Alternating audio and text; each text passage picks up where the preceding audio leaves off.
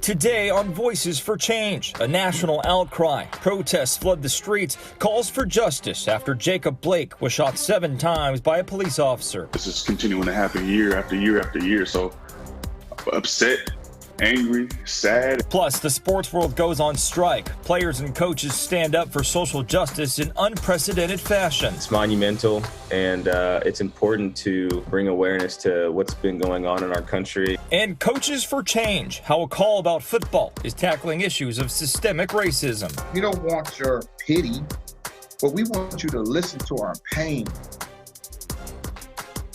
Welcome to this week's episode of Voices for Change. I'm Greg Lee. We started this show 2.5 months ago to continue the conversations about racial inequity and calls for social justice ignited by the police killing of George Floyd.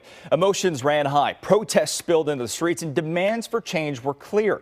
This week, those calls for change reached a fever pitch in the name of Jacob Blake. Last night, a man was shot and killed in Portland, near where protesters and President Trump supporters clashed. Details are limited, and it's unclear if the death is linked to the fights. Last Sunday, Jacob Blake, 29-year-old black man, was shot 7 times in the back by a police officer in Kenosha, Wisconsin. Protests and violence have erupted in the wake of the shooting as details continue to emerge. No justice, no peace! Jacob Blake's family led a march and rally through the streets of Kenosha, Wisconsin Saturday, hundreds calling for an end to police violence. I'm tired of this. I'm tired of this. No justice, no justice. The 29-year-old black man remains in the hospital, paralyzed after a Kenosha police officer shot him 7 times in the back 1 week ago. The scene captured on cell phone video. Ask the police in this town what gave them the right to attempted murder on my child. As the state DOJ continues its investigation, the police union released its account of the moments before the shooting, asserting Blake had a knife, fought with officers, putting one in a headlock, and 2 tasers failed to subdue him. Attorneys for the Blake family disputed the claims, calling police the aggressors. The shooting ignited days of peaceful protests accompanied by destruction and violence. 17-year-old Kyle Rittenhouse is facing multiple homicide charges, accused of killing 2 protesters and injuring another last week. The teen was with a group of armed men who self-appointed themselves to protect businesses.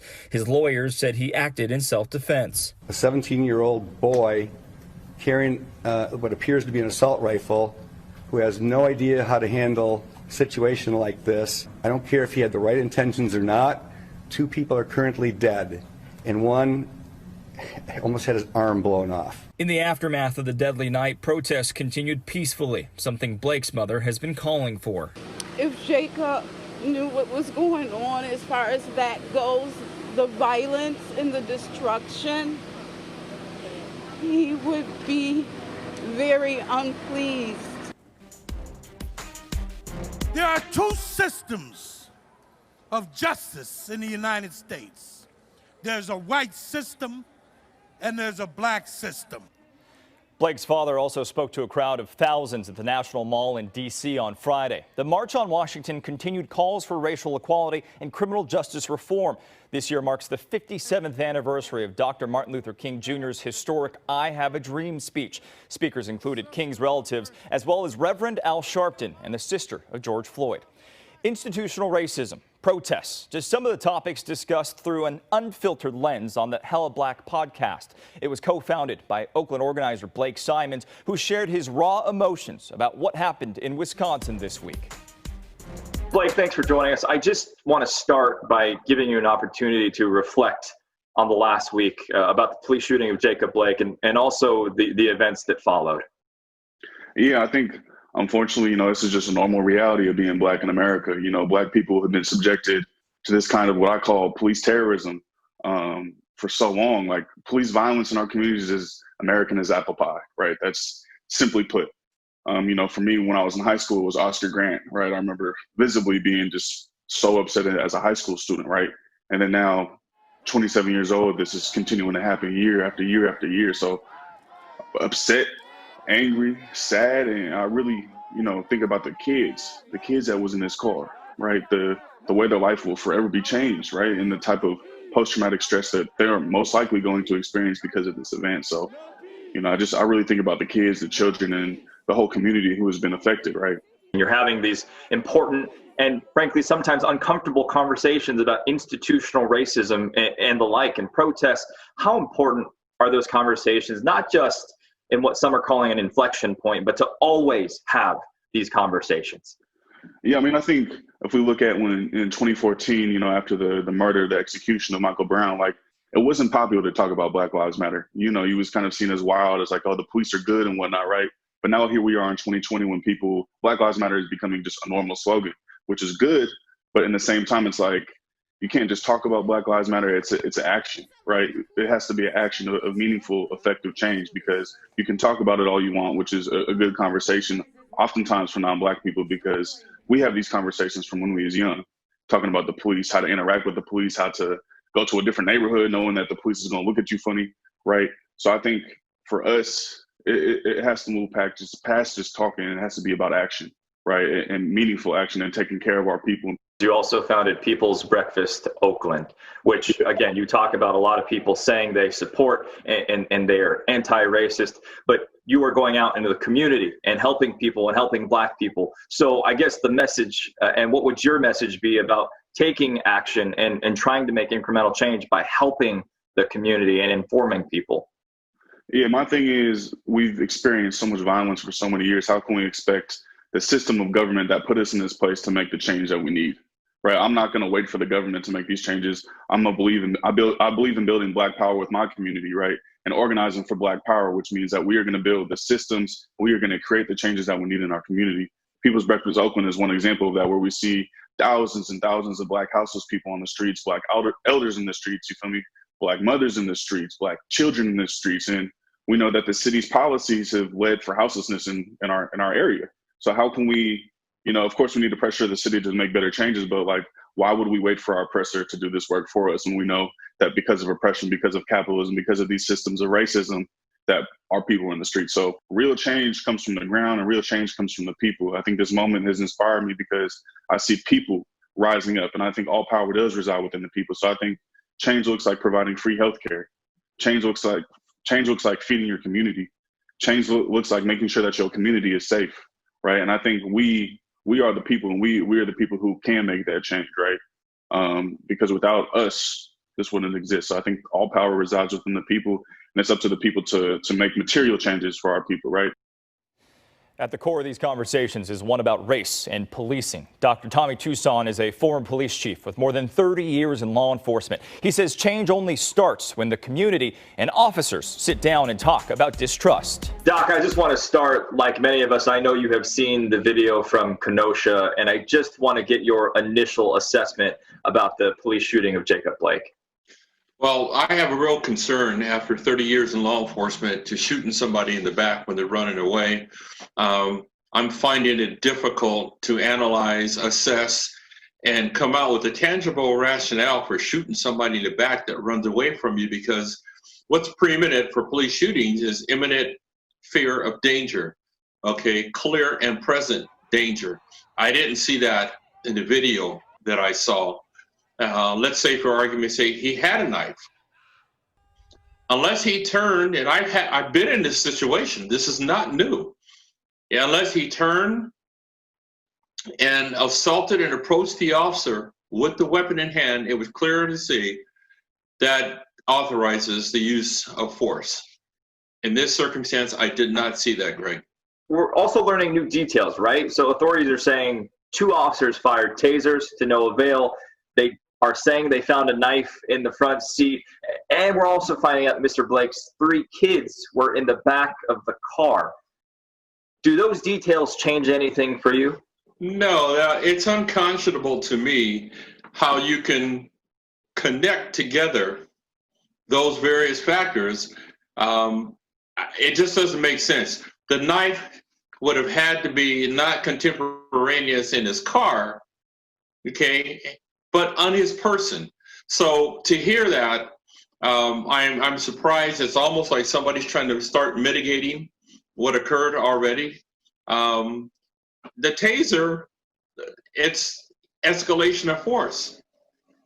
But if the taser didn't work, that doesn't mean you jump to shooting. And especially when they're fleeing and they're running, because We can catch him later. We know who he is. We can get him later. He's getting in the car with his children. He's now placing them in danger. And that could be another factor.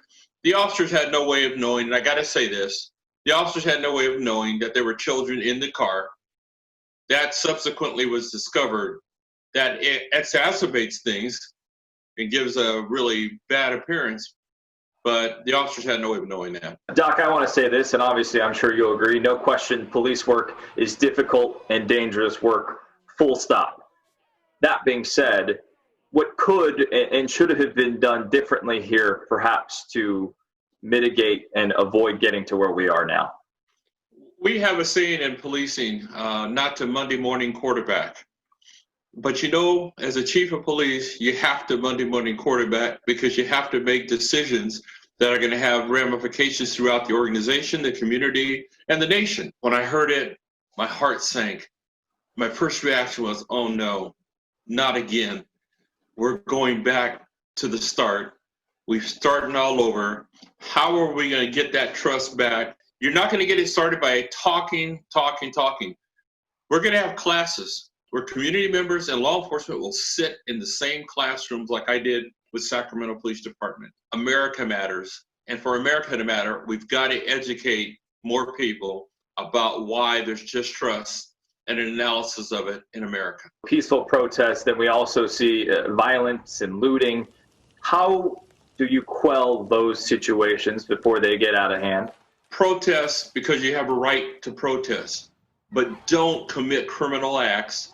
Don't defeat the whole purpose of your protest. Your protest is for social justice. Your protest is to change and cause change in America in a positive manner, not to destroy and commit crime. We can't be silent anymore. We have to be aware of these issues. Coming up, boycotts from professional sports as athletes stand in solidarity against racial inequality. Plus, I sit down with Oakland A's second baseman Tony Kemp, his efforts to bring about change next.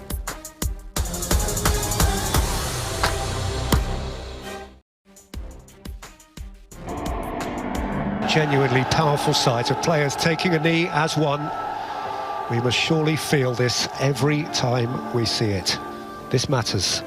Black lives matter. I think the most difficult part is to see like people still don't care. That just sucks, you know? And being a black man in America, it's not easy. I was angry today. I was sad. I was, all the above. Some things I think are just bigger than sports, and I don't think it should require athletes needing to boycott playoff games to remind us Black Lives Matter. My skin color should not determine whether I live or die. We all tired of just seeing the same thing over and over again, and everybody just expect us to be okay just because we get paid great money. It's amazing to me why we keep loving this country and this country does not love us back. We're going to remember the way we felt for the rest of our lives. You can't have change with people like us sitting there and accepting it. It takes courage and it takes sacrifice. Our thanks to our editor, Cam Cleveland, for putting together just some of the powerful words and actions taken by the professional sports world this week. Teams chose not to play to bring attention to racial injustice. Oakland A's second baseman Tony Kemp said they just could not be silent anymore.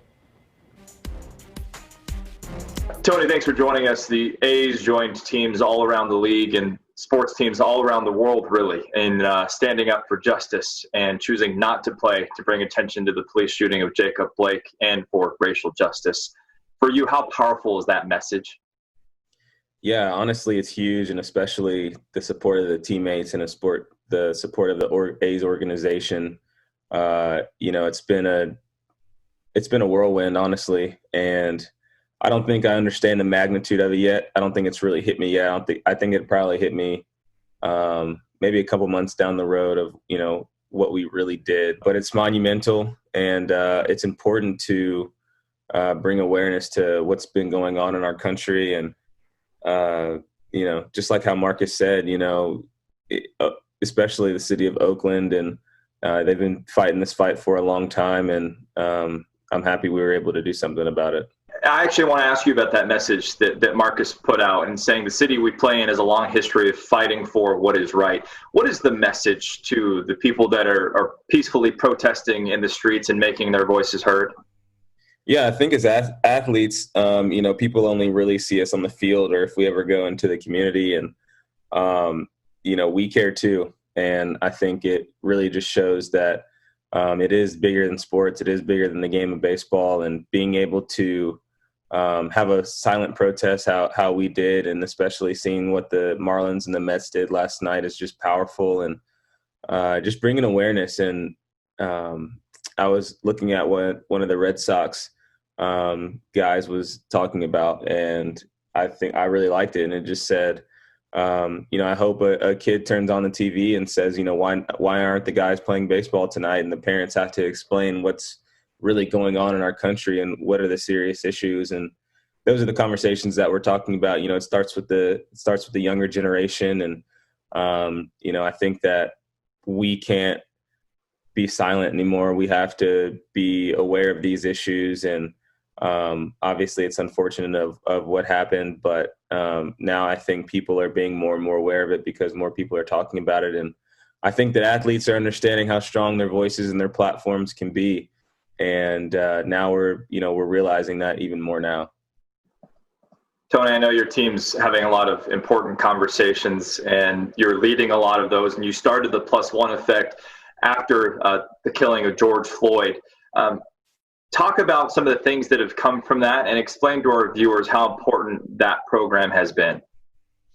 Yeah, honestly, the +1 effect, wearing the shirt now, obviously, but it's surpassed anything that I'd ever imagined. Having uncomfortable conversations about race and what are the right ways to go about it, how to educate yourself. It's been honestly a true blessing to see how many people have reached out. Now on Instagram, I have a highlight of all the people who've bought shirts who've told me, hey, I've had an uncomfortable conversation with my dad. And, the conversations haven't been easy. And that's what the +1 effect is just letting people know that race in America and racism in America is still very prevalent. And I was pretty candid. I was pretty transparent, sharing my experiences and really letting people know, just because I am an athlete, I still am a Black man in America. For the few critics out there who have said, shut up and play, shut up and dribble, just worry about your game. How frustrating is that for you, and how demeaning is that for you? And what would your message be to them? Being able to show people that we care more than the sport. We care more than just running out there and playing our hearts out in between the lines. We actually do care about the people out there who are being affected by these shootings. So, I obviously still pray for those people, still hope those people turn around, understand that, there's plenty of love to spread out in the world, and we can be unified in this country. There's been such a divide in the country the past couple of years, and I feel like we honestly can be unified. Tony, 57 years ago, Martin Luther King Jr. gave his I Have a Dream speech at the March on Washington. For you, in all of this, what is your dream for this country?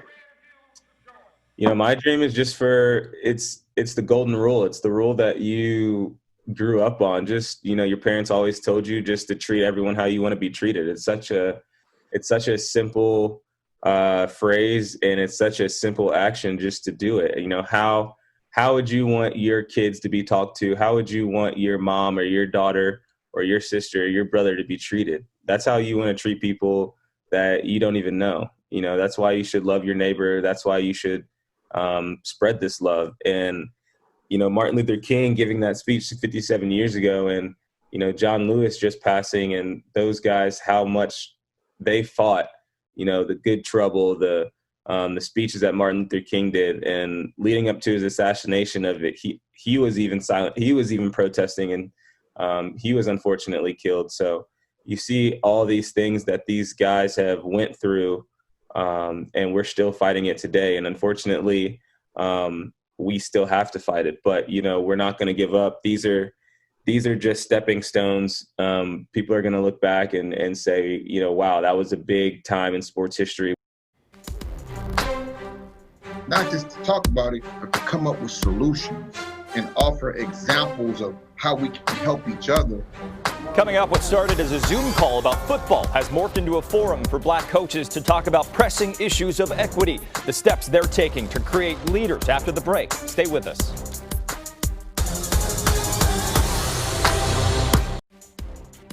Back in May, San Jose State football assistant coach Alonzo Carter started a bi-weekly Zoom call. The goal was simple: gather black coaches to talk about upward mobility in the sport. Each call now attracts hundreds of coaches from around the country, and now it's less about football and more about life, addressing ways to address systemic racism. It started with football, but I understand that you're talking more, if not all, about life. And can you tell me about some of the conversations surrounding racial justice, especially in the last 3 months or so? We're on there talking about upward movement, but we're also talking about things that are going on in our society. We've addressed how are we dealing with issues across the country, whether it be George Floyd or the most recent situation. So if I'm in the state of Utah, if I'm in the state of Florida, if I'm in the Bay Area, or if I'm in Washington, how are we as African-American coaches dealing with these things in our community? How are we educating our athletes? How are we giving them the power to say, hey, you have a voice. Let's come united and see what college football is the most diverse sport in the country. There's no other sport where you're going to find 110 athletes on one team. One team, and that's what the power of college football does. And when you bring all these different players together, Black, white, Hispanic, Polynesian, you know, you got some power and you got a chance to come together and learn from each other. And we just want people to have empathy and understand what we're going through. When we talk systemic racism, well, what is that? You know, what does that mean? Some people don't understand what that is. So listen and learn from us. And that's what the Zoom has done. Zoom clinics have given us a platform to talk about issues across the country, and it's one common goal. And the biggest thing is not just to talk about it, but to come up with solutions and offer examples of how we can help each other as Black men or people of color and bring us all together and have upward movement, not only in our profession, but also in our communities and with our families, and just continue to educate each other on being better at being men, because that's what it's all about, being men, and most importantly, being leaders. When I wear this, that's because I'm a leader. I'm just not a regular person. I have a responsibility to show my leadership. During this tumultuous time, what has been the message for all of your players, regardless of race, but especially the young Black men as they see what's going on? It's okay to be angry, but use your educational thought process to present and articulate your issues so people can listen to you, where you're not coming off as just volatile or unapproachable. So I want to teach them how to know what they're talking about, educate themselves on what they're talking about, and make people have empathy of what they're going through. And the only way you can do that is by having dialogue and talking in platforms like this, being able to listen to what are they going through in Oakland? What are they going through in Texas? What are they going through in Florida? What's going on across our country? What would be your message to them about how important it is to have these hard and sometimes painful conversations? Just listen. I want people to listen. I want us to be united. I want people of my color, Black and brown skin, to have an understanding of where we are in society. And we're not here. We don't want your pity, but we want you to listen to our pain. We'll be back next week, but we end today with the tributes that continue to pour in for Chadwick Boseman. The 43-year-old actor died Friday after a quiet, years-long battle with colon cancer. The star portrayed many important Black figures in history: Thurgood Marshall, King T'Challa, better known as superhero the Black Panther. Trevor Noah wrote this poignant message. Yes, this was our king, not because we served him or because he ruled, but because of how he served us in everything he did. He played a hero on screen and lived one in real life. He made so many of us proud of who we are. Rest in power.